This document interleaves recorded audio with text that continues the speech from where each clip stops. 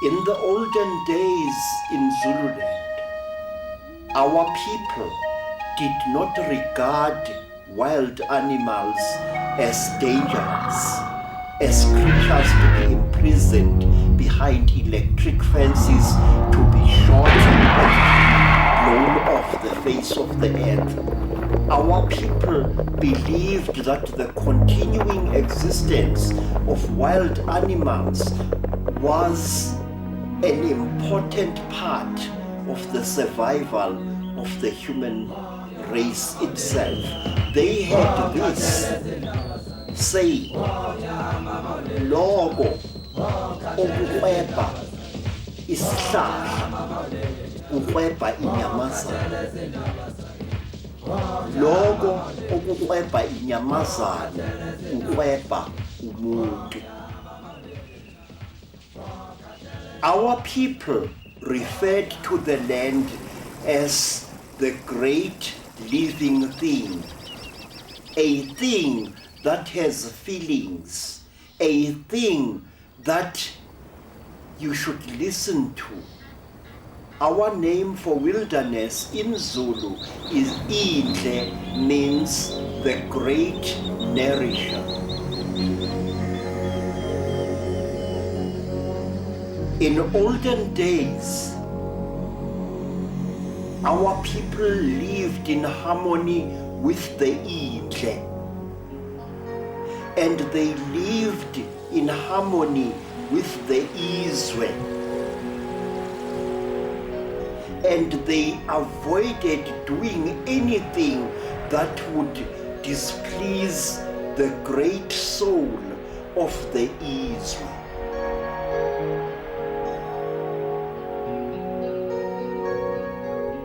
Our people believed that everything that we saw, whether animate or inanimate, whether mobile or immobile, was alive and had a soul, and that the blue thing that we saw above us, the sky, was actually the soul of the world. The water that flowed over rocks as rivers and as streams was actually the blood of the earth. That is what our people believed. That water, amanzi, a word which means that which creates things, is the blood of the earth, and that the wind is the soul of the earth together with the sky, and that the rain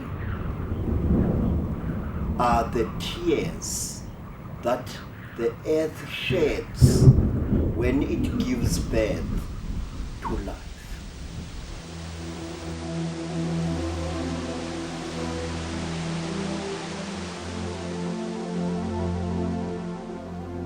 If we consider the lifespan of our planet and the rapid destruction by man in the past century, there is little future for us unless we change our approach to nature and all living things around us.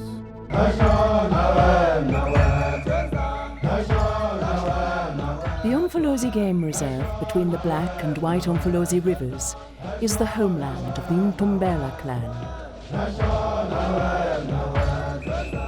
Magqubu Ntombela, a game ranger in Umfolozi since 1914, was a living example of how early Zulu culture drew heavily on the natural world. Magqubu's views were shaped by a direct experience with the wilderness and guided by tribal mythology.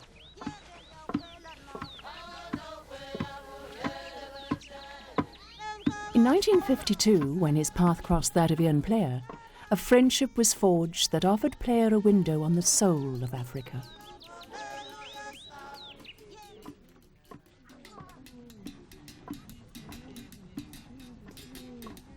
It was in this kind of setting that Magqubu grew up as a young boy and into his manhood. with the grass, the beehive huts, the cattle, the goats, and then of course the rhythm of the earth. The birds, the bobo shrikes, the fish eagles, the bataleur eagles, the wind in the trees. So he was constantly aware of this rhythm, of this music. The woman playing, the Zulu mkion, the violin, the men singing. And then at night he would sit with the older men near the fire and they would tell stories, particularly about the Anglo-Zulu War, because his father had fought in that war. But it was this association with the earth, the listening to the earth, the rhythm of the earth, that was a different kind of spirituality. And gradually he introduced me to it. And then I began to see and understand what he was talking about, that the whole earth lived. The trees lived and the birds were all part of it, and man was just part of that. Magqubu introduced Player to his world. His own mentors were Mali and Magqubu, two of Zululand's early game guards. From them he learnt the law of animals, and from his elders he learnt the history of the Zulu people.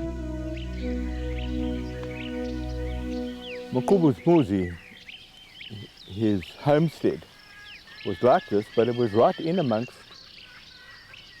all the animals, all the wild animals. Learning the Zulu spiritual traditions was central to Magqubu's upbringing, and so was the daily herding of cattle from earliest childhood. It was from this way of life that he learnt everything about the land and the animals on it, great and small, and the knowledge of the most subtle relationships between them. Of course, always he was just listening. He knew the sounds that they made. He could imitate them.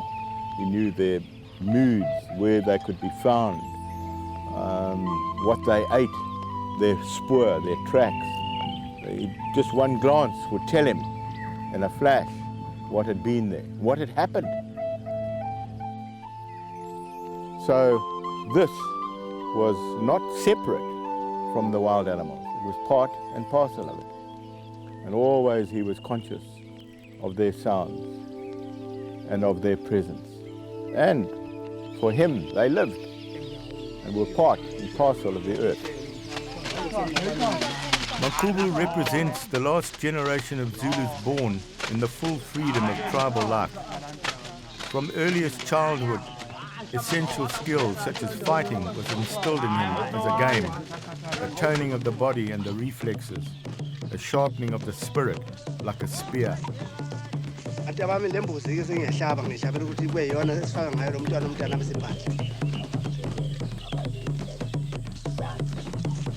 On January the 22nd, 1879, some 25,000 warriors swept down from the Ngutu Hills to attack Lord Chelmsford's base camp at Sandlwana. British soldiers armed with all the modern weapons of war suffered a humiliating defeat at the hands of an army carrying spears and shields. Only a handful of British soldiers escaped to tell of the massacre. Magqubu's father and Player's grandfather fought against each other in this war. On the hills where their blood flowed in 1879, their children are now united to wage a different war, a battle against the invasion of civilization, to save some of this wilderness for the generations of tomorrow.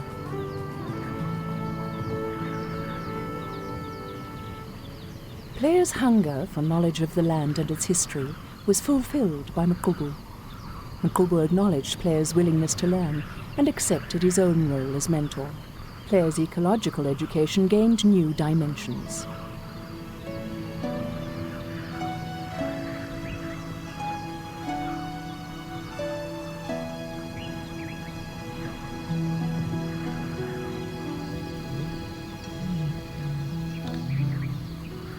Their partnership reached beyond the racial conflict of time and brought together two entirely different cultures and backgrounds.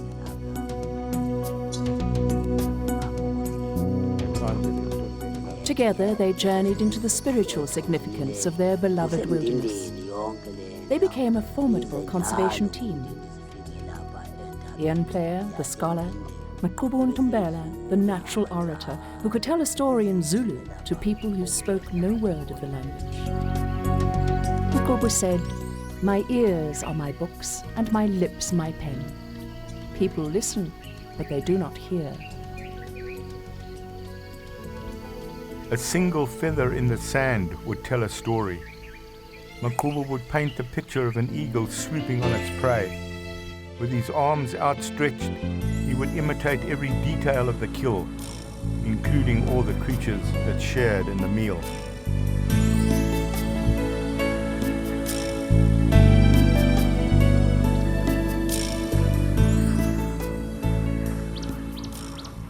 In the early 1960s, Magqubu and Player worked together on a project to save the white rhino.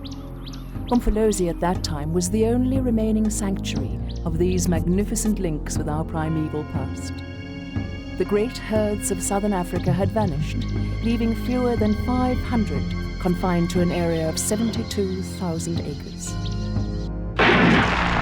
The white rhino was threatened with extinction simply for the value that man had placed on its horn.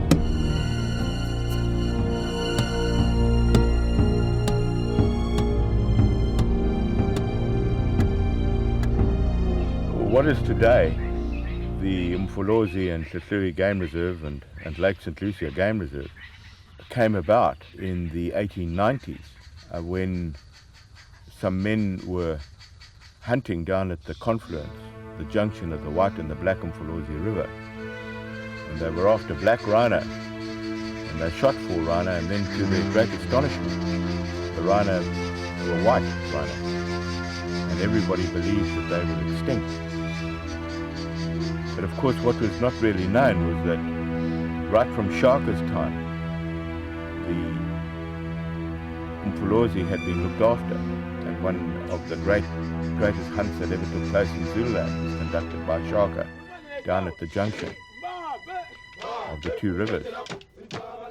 So he had a hand in looking after this place.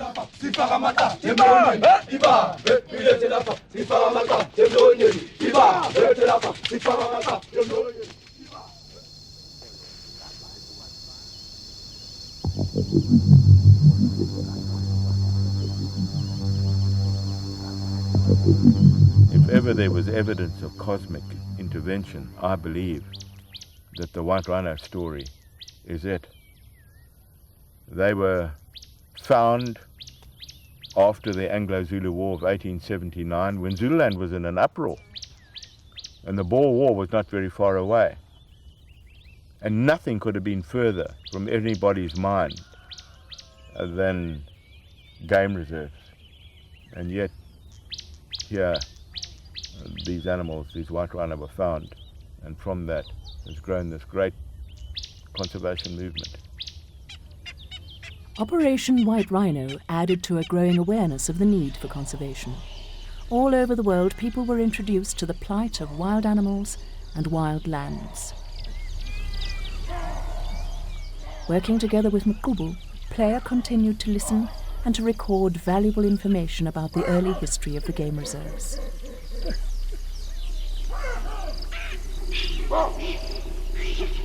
Magqubu was a constant source of entertainment with his ability to mimic the language of wild creatures.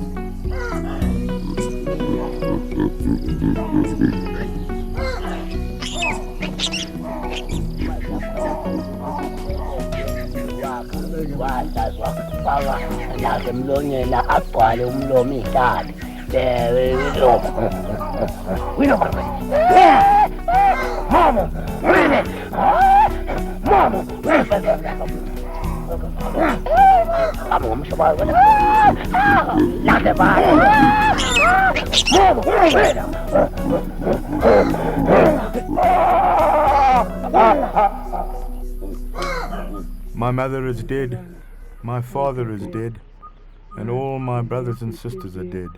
And my heart goes do, do, do, do, do, do, do, do. This was the song of the emerald-spotted wood dove.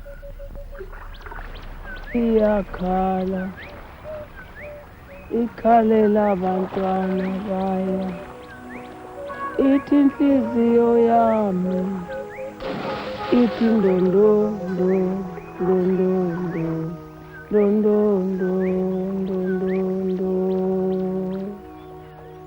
iyakhala imbumbazana Magqubu had a very highly developed sixth sense, which went way beyond intuition.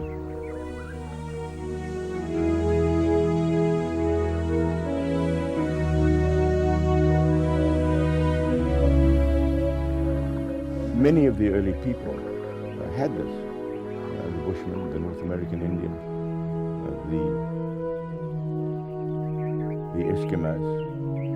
But I lived with it and I saw it with Magqubu. And I can remember on one occasion when we were on a wilderness trail and walking down towards the Black Mfolozi River. We'd taken our shoes and socks off and were about to cross. And a moment before I put my foot into the water, he just grabbed me by the shoulder and pulled me back and said, "No." And I said, "What's the matter?" The water was clear, I could see in front of me. But he knew that something was wrong. And when we looked again, sure enough, lying right on the bottom of the river, and it wasn't very deep, it was this dark shape. And Magqubu took a log, threw it into the water, and this crocodile just erupted. Huge, massive crocodile just erupted and grabbed this log and then just almost vanished. Just went upstream and vanished out of sight. Caution when drinking from a river is something all animals understand and practice. There are crocodiles in most of the rivers in Zululand. Falling prey to those powerful prehistoric jaws means a certain and gruesome death. For visitors from the city, the danger lurking in the river is part of the attraction. But there's much more to the wilderness than simply excitement and spectacle. Most of all, there is the enormous therapeutic value of shedding the superficial trappings of city civilization and feeling the balm of nature. I am deeply conscious of just how much Mfolozi wilderness has done for me as an individual.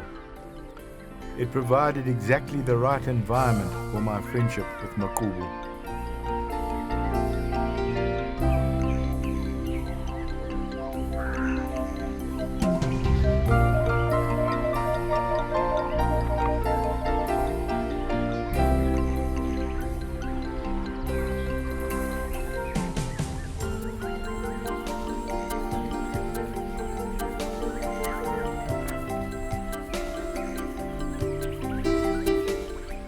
He was planted firmly in the world of the old Zulu order, singing out praise names and recalling people from the past. His observations revealed hidden aspects of the landscape and its inhabitants.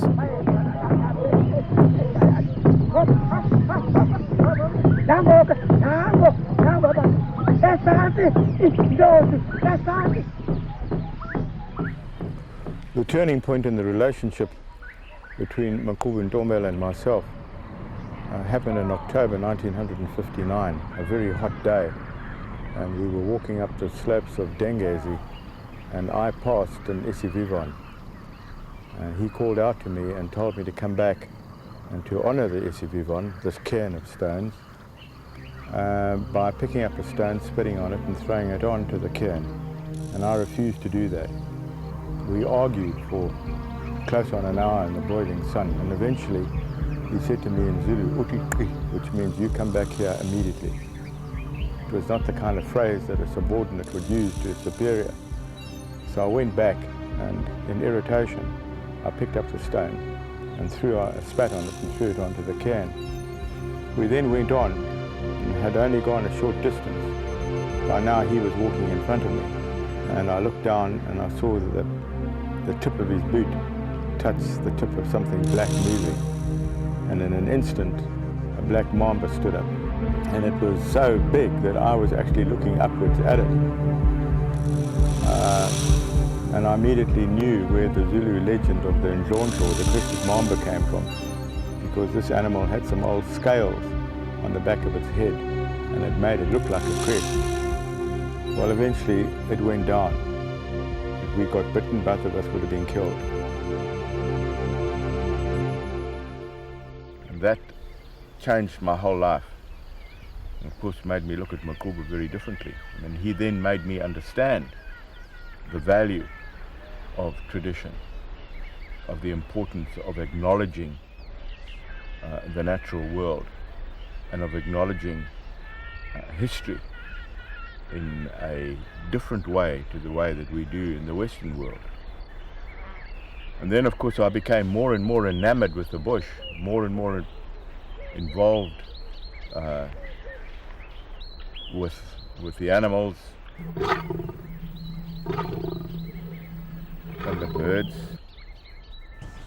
and the plants, more associated with them. And I began to become afraid that I was adopting a pagan way of life, having been brought up in a Christian background. This worried me. And then one night I had a dream of walking into a glade and seeing an old Norman church, and growing in the church was a tree, a gum tree. And in the dream I stood back and looked at it, and I said out aloud, if the church falls down, the tree will fall down. If the tree falls down, the church will fall down.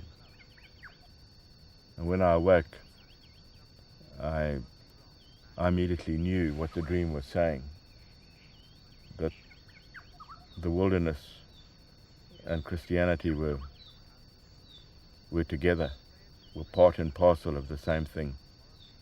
And I remember telling Magqubu that dream, and he, of course, being a Shembe now, and he immediately understood as well. The Shembe faith was designed to encompass Christian and Zulu ancestral beliefs. Magqubu became a devoted follower and later an ordained minister. His religious conviction guided Player towards an holistic vision and on to an inner journey. And that was the beginning of a whole new spiritual development for me. Because if one thinks about it for a moment, of the time that Christ spent in the wilderness, and one can imagine him padding barefooted in that vast Judean wilderness for 40 days and 40 nights. You have to be very strong spiritually to withstand that.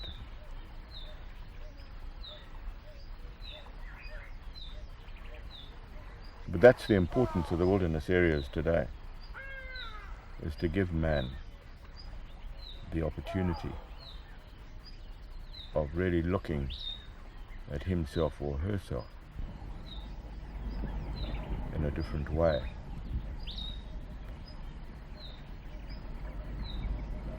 A time in the wilderness is a different kind of food, a different kind of bread. It can sustain one for a long time. And I know this because I get letters from people from all over the world who, some of them 30 years ago, walked here, but the experience has never left them. Great spiritual importance to them. And so it was with me. And remains to this day.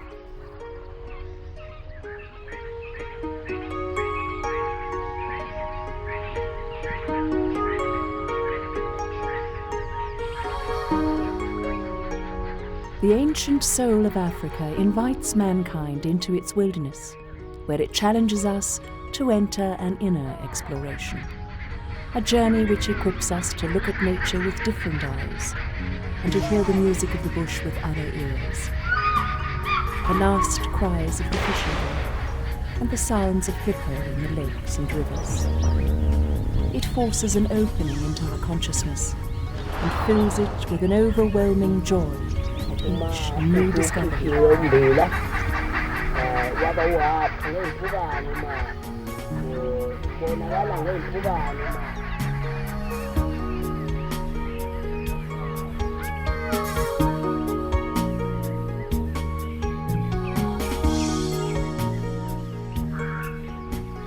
Africa is extremely important to the world. I always tell people that when they come here, some of them say within a few days that they feel at home. And I tell them, yeah, well, you are at home. This is the home. This is where man came from. And I think that we Africans have got to remember this and do our best to keep the wild places, because as the world develops more and more, these wild places in Africa are going to become a lot more important. Places of pilgrimage, not just tourism or ecotourism, which is the buzzword today, but places of great spiritual importance.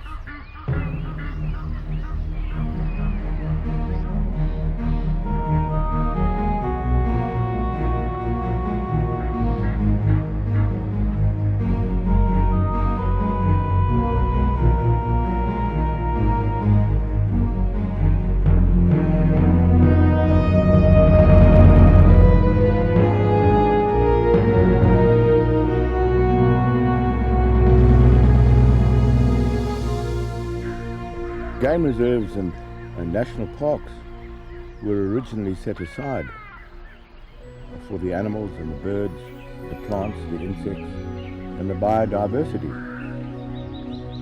There is a tendency to develop inside of the parks, and if this tendency continues, we will then eventually turn the parks into the suburbs of the great cities, and people will not be able to get away from the crush of humanity and the noise that goes with it.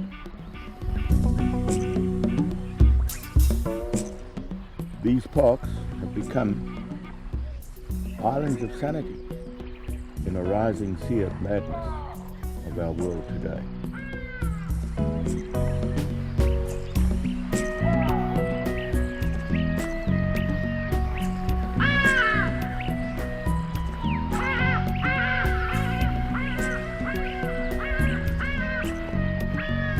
In 1959, we started what is today known as Wilderness Trails, and since then many thousands of people have walked and in the Umfolozi wilderness areas and canoed on Lake St. Lucia, and a whole generation of people have grown up with a different understanding of the parks.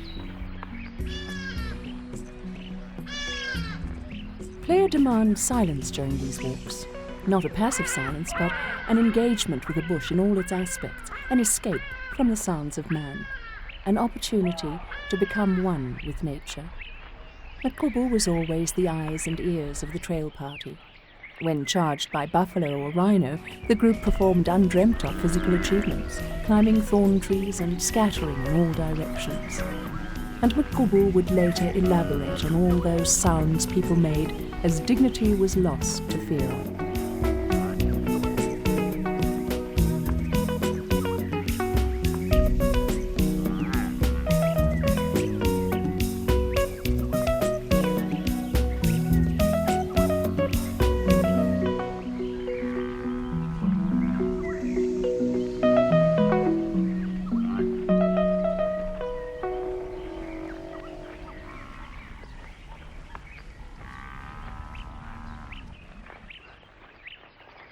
The symbol of the Wilderness Leadership School is a three-pointed erythrina leaf.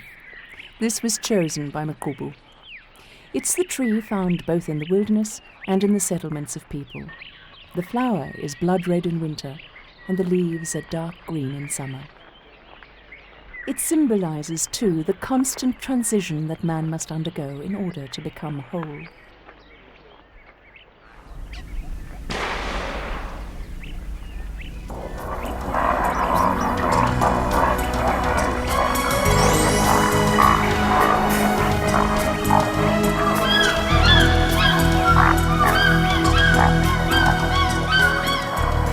And Claire, walking trails were a culmination of years of hard work. They drew scorn from many conservationists who predicted disaster. I can remember being asked at a board meeting if I was serious that I wanted people to walk in the parks. And I said yes. And I was told, but don't you understand, nobody gets out of their cars in the parks. I said yes, I knew that. But that would have to change.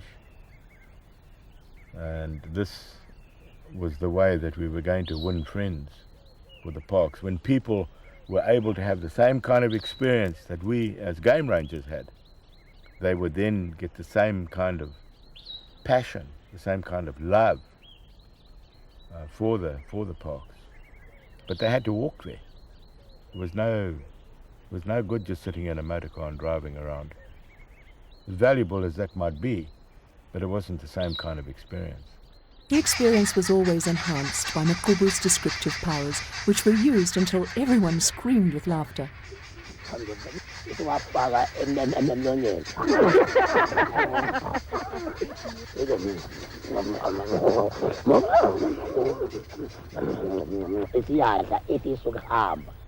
Magqubu's initial role in this was enormously important, because he was able to talk about Zulu history. Shaka was here.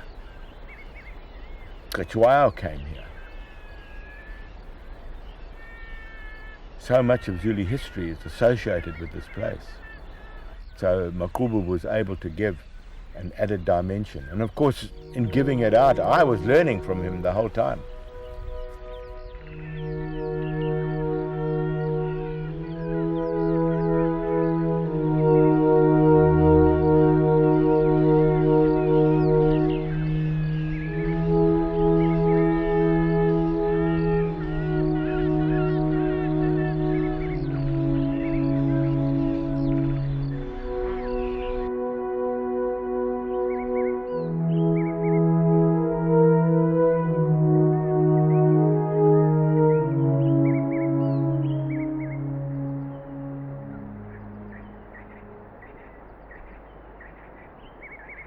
In 1993, Magqubu called me to say farewell before he went to the next world.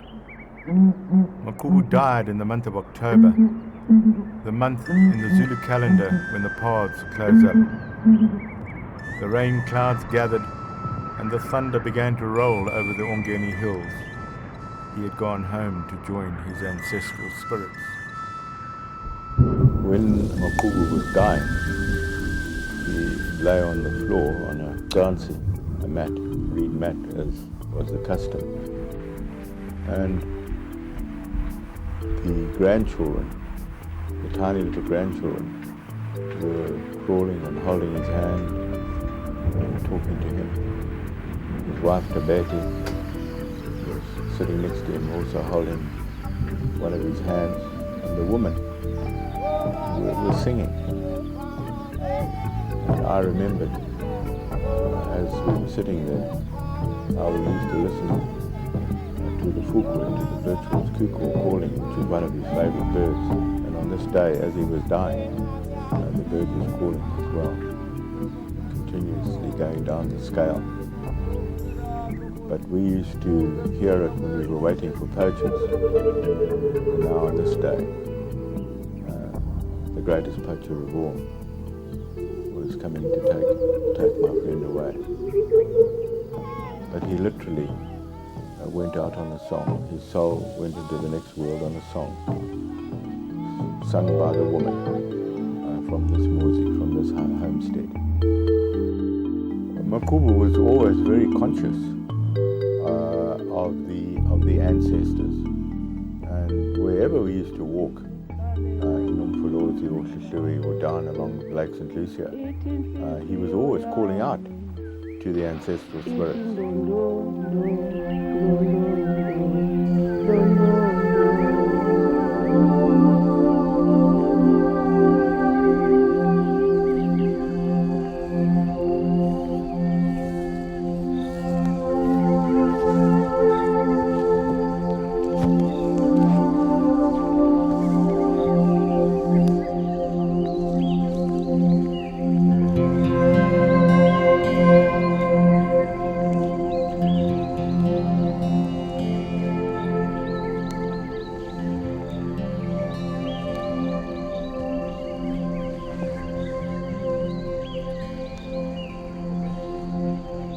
I feel an emptiness with Magqubu Ntombela's death. So many were touched by his eco-poetic descriptions of birds, animals, plants and trees, drawn together and presented holistically. Magqubu's stories were always told of how people and the earth were rooted in each other. When the hyena called beyond the fire, Magqubu would answer. So too with the lion, the rhino, the zebra and the wildebeest. They were all part of him, and through him he could express his soul. The graves of his forefathers are today incorporated in the Umfolozi Corridor and Shushui Game Reserve, part of the rich history of the struggle and sacrifice for wildlife conservation in Zululand, to which he had devoted his life. His sense of association with the Ongeni Hills will forever stay with me. On the banks of the Black Umfolozi, at the old hut sites and graves, Magqubu will continue to sing out to the spirits of his ancestors.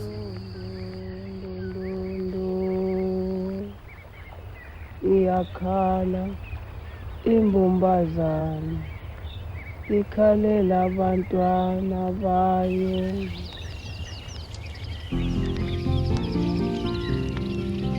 Despite the strains of a long life committed to conservation, Magqubu's spirit remained undefeated, a monument to the soundness of his beliefs. He had to face personal trials and suffering, and the disillusioning behavior of his fellow man, but he emerged as an inspiration to all who sought meaning in life.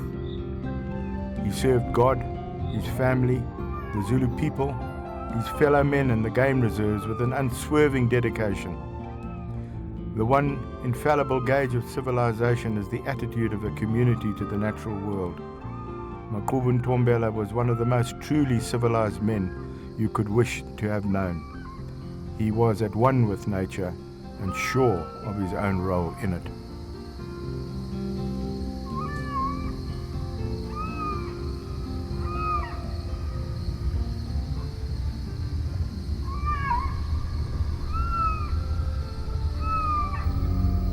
We must return to nature in flesh, in mind, and in spirit, identifying oneself with the earth, with the land Israel, and the wilderness Indle is not the sign of a savage. Far from it. It is the surest sign of a highly civilized and highly enlightened